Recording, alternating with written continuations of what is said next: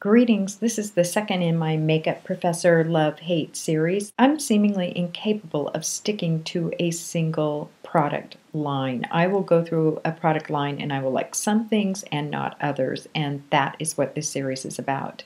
This time I'm going to focus on Laura Geller Cosmetics. Geller has many different choices in her product line.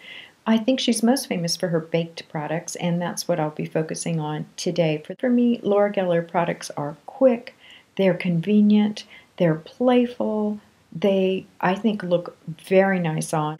Color correct, they're very easy to use, they're very easy to combine. They really are the fast food of the cosmetic industry, I think. Like fast food, I would suggest that maybe for a daily basis, for me at least, they're not a product I want to use. And here is why. Laura Geller makes no pretense of creating a natural product. She has reformulated some of her products so that they are no longer containing parabens.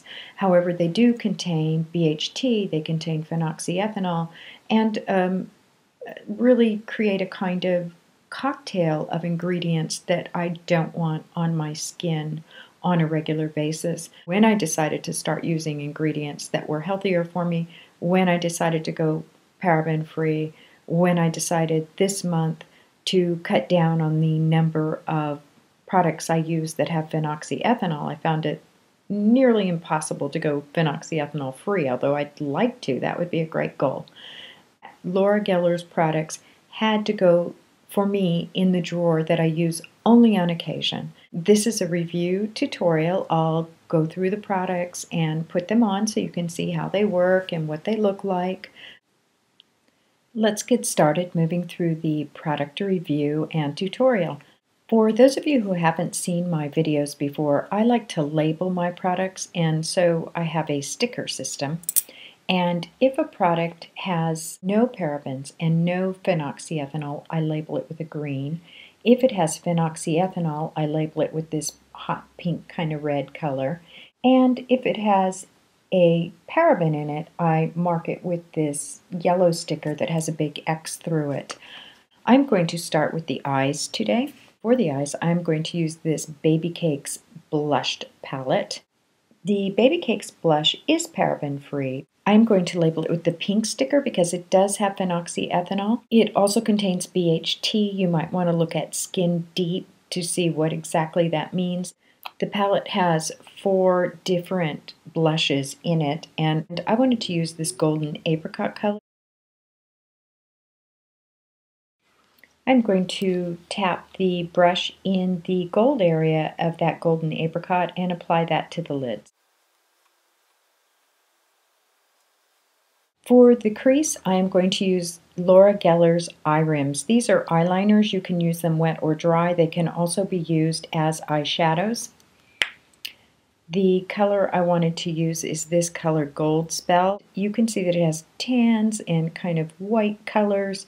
It has some dark color, and it also has gold flecks in it, so there is some shimmer. Many of Laura Geller's eye products do in fact have parabens in them, and this is no exception. So this gets the yellow sticker with the big X through it. I still enjoy having it in my fast food makeup collection, but I don't use it that often. I'm going to use the little brush again.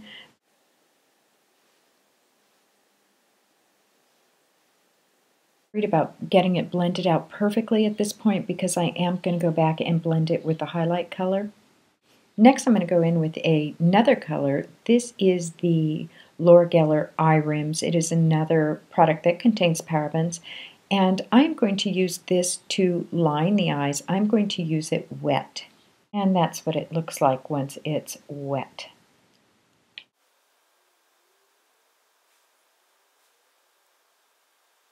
What I wanted to do next is conceal. I am going to use the Laura Geller Real Deal Concealer. A little of this goes a long way. This product contains talc. The Laura Geller products are generally Italian sourced, so I think it's probably a clean source of talc. However, talc is drying, and I have issues with dryness.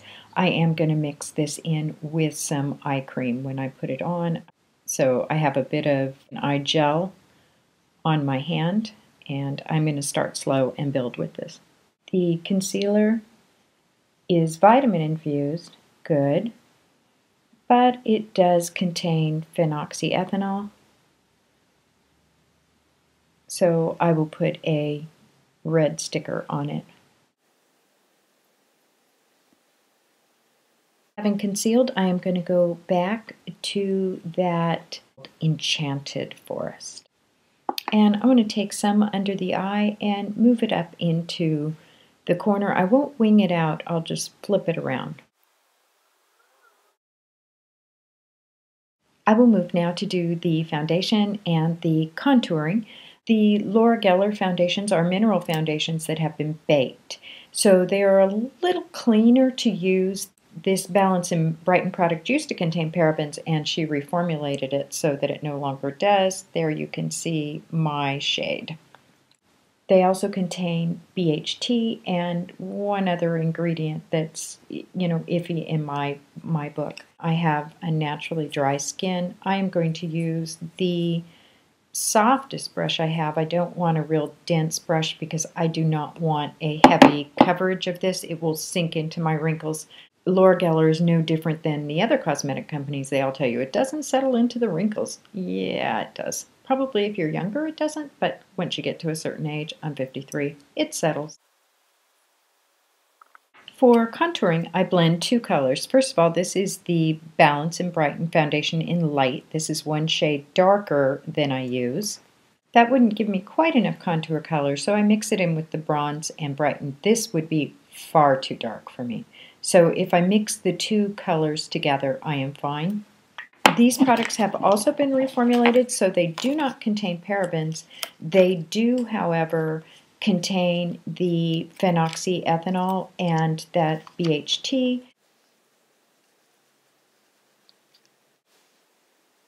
Foundation and contour is done. I realize I haven't finished the eyes. I promise I will go back to those. I'm going to go back to that blush palette, to the Golden Apricot, and use that on the cheeks.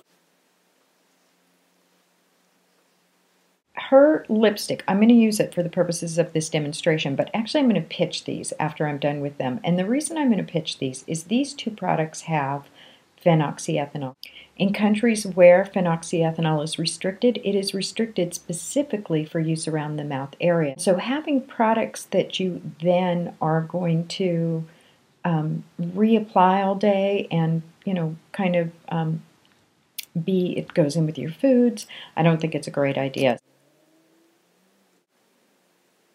I think they're lovely colors. I just don't feel comfortable placing the phenoxyethanol around my lips. To finish off the eyes, I'm going to use this vanilla highlighter that is part of my Baked Cheek Dreams trio. You can get that product by itself. It does contain phenoxyethanol and it does contain the BHT. And it is a lovely highlighting color.